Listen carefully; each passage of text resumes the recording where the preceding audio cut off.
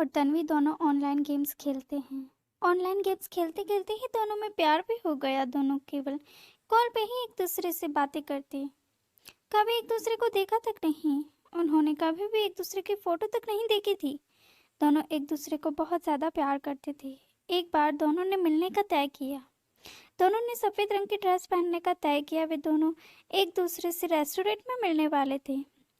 वो दिन भी आ गया जब दोनों एक दूसरे के सामने होने वाले थे। दोनों बहुत ज़्यादा एक्साइटेड थे। तन्वी जल्दी ही रेस्टोरेंट पहुंच चुकी थी। फिर बाद में ध्रुव भी आ गया, लेकिन वहां रेस्टोरेंट में वाइट ड्रेस पहने हुए 3 लड़कियां होती हैं। तो ध्रुव सोच में पड़ जाता है कि उनमें से तन्वी कौन सी है। फिर उसने तन्वी को कॉल करके पूछना ही सही समझा था। तो जैसे ही ध्रुव तन्वी को कॉल करता है, वैसे ही एक लड़का तन्वी को पीछे से पकड़कर उसे जोर से गले लगा लेता है। तन्वी भी सोचती है कि शायद ये ध्रुव है, इसलिए वो कुछ भी उसे नहीं कहती और वे दोनों इसी तरह थोड़ी देर खड़े रहते हैं। ये सब ध्रुव देख लेता है। उसने जिस लड़की को कॉल किया था और जो लड़की किसी और की बाहों में थी, वो तन्वी ही थी। ध्रुव पहचान गया और वहां से चला गया। उसे बहुत गुस्सा आ रहा था कि जिस लड़की के लिए वह यहाँ आया था, वह तो किसी और की बाहों में थी। यही सब बातें सोच सोच कर ध्रुव को बहुत गुस्सा आ रहा था और वो जल्दी ही वहां से चला गया। उसने वापस तन्वी को कॉल भी नहीं किया। जैसे ही तन्वी गले मिले उस लड़की की तरफ देखती है, वो लड़का एकदम से तन्वी को देखकर डर जाता है और सॉरी सॉरी कहता है। तन्वी भी उसे पूछती है कि तुम ध्रुव नहीं हो? वह लड़का जवाब देता है, नहीं, मेरा नाम तो राज है।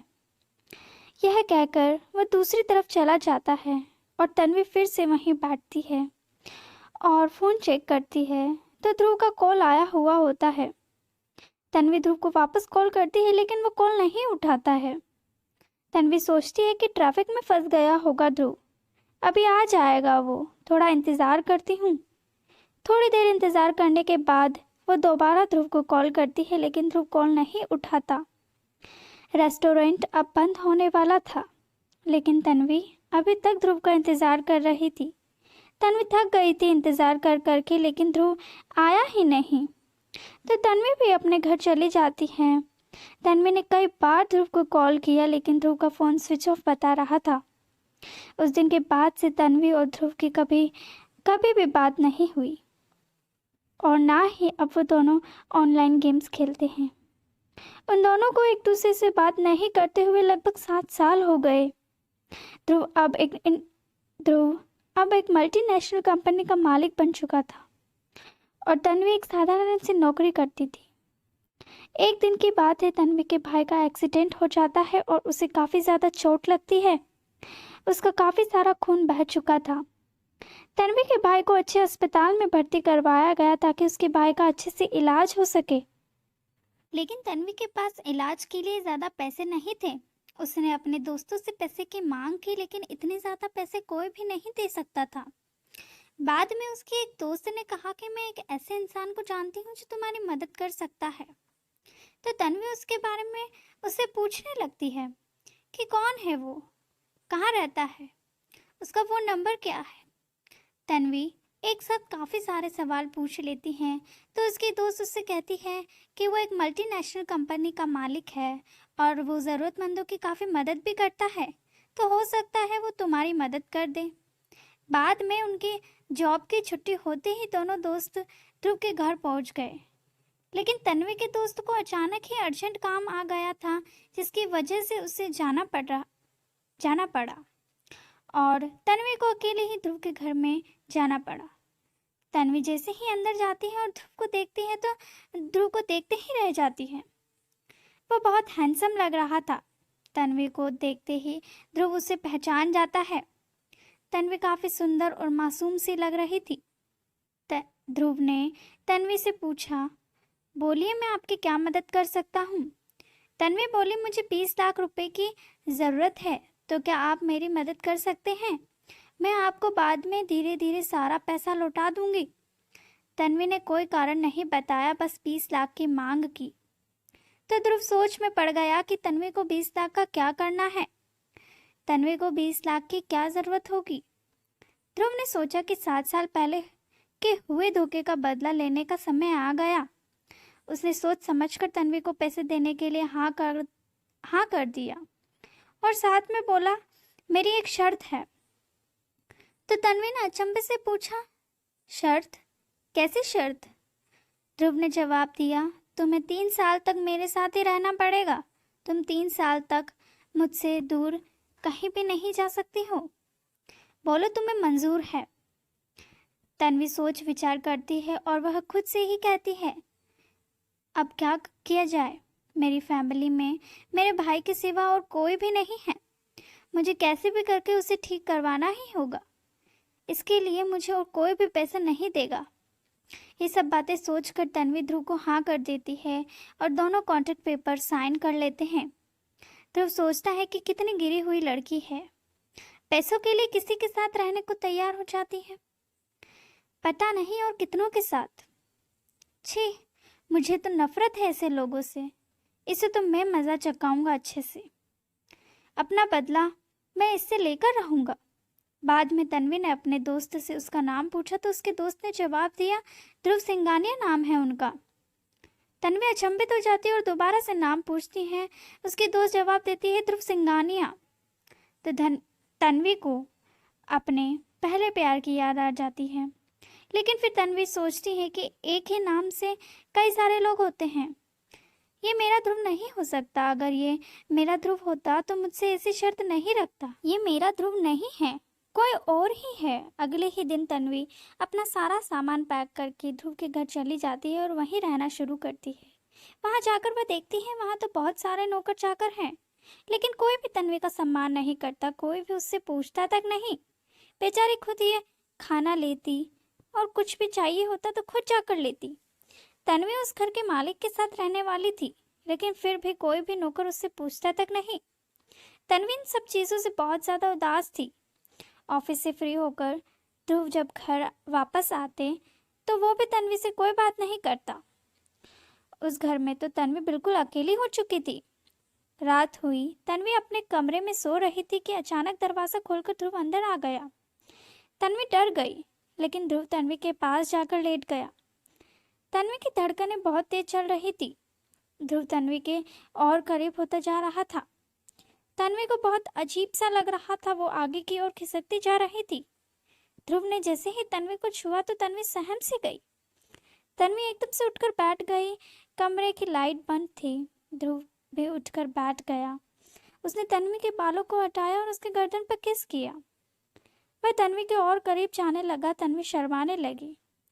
ध्रुव तन्वी के गालों को छू रहा था। अचानक ही उसे क्या हुआ कि उसने तन्वी के गालों को अपने हाथों से जोर से दबा दिया। उसके बालों को पकड़कर तन्वी को 2-4 थप्पड़ लगा दिए। फिर ध्रुव बोला, तुझे क्या लगा मैं तुझे पसंद करने लगा हूँ इसलिए मैं तुझे अपने साथ रख रहा हूँ? बिल्कुल भी नहीं, मैं तुझसे केवल नफरत करता हूँ। इतना कहकर उसने तन्वी को दूर धकेला और उठकर अपने कमरे में चला गया। ध्रुव पहले तो तन्वी को रिझाना चाहता था और बाद में उसे चोट पहुंचाकर तन्वी को यह बताना चाहता था कि ध्रुव के लिए तन्वी कोई मायने नहीं रखती। ध्रुव तो तन्वी से केवल नफरत करता है। तन्वी को धकेलने की वजह से पास ही पड़ी मेज से माथे पर चोट लग गई। थोड़ा खून भी बह रहा था। बाद में उसने अपने सर पर से खून हटाया और पट्टी लगा ली। तन्वी बहुत डर चुकी थी। उसने सोचा, मैंने ऐसा क्या कर दिया है तो ध्रुव मुझसे वैसा व्यवहार कर रहे थे। तन्वी रात भर रोती ही रही और रोते रोते ही सो गई। सुबह उठी तो देखा ध्रुव नाश्ता कर रहे हैं। तन्वी भी वहीं जाकर बैठ गई। कोई भी नौकर उसके लिए खाना तक नहीं लाया। ध्रुव ने भी किसी से कुछ भी नहीं कहा। उसकी नज़र तन्वी के सर पर गई तो उसने देखा कि तन्वी को चोट लगी थी। फिर भी उसने कुछ नहीं कहा और थोड़ी देर बाद अपना नाश्ता खत्म करके ऑफिस के लिए निकल गया।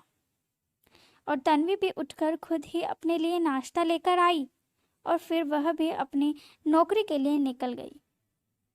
रात हुई, तन्वी को डर लगने लगा। उसने सोचा कि कहीं उसके साथ फिर से कल जैसा कुछ न हो। तन्वी की आंख लगने ही वाली होती थी कि ध्रुव फिर से उसके कमरे में आ गया। अब तो तन्वी और ज़्यादा डर गई। उसकी सांसें बहुत तेज चलने लगी।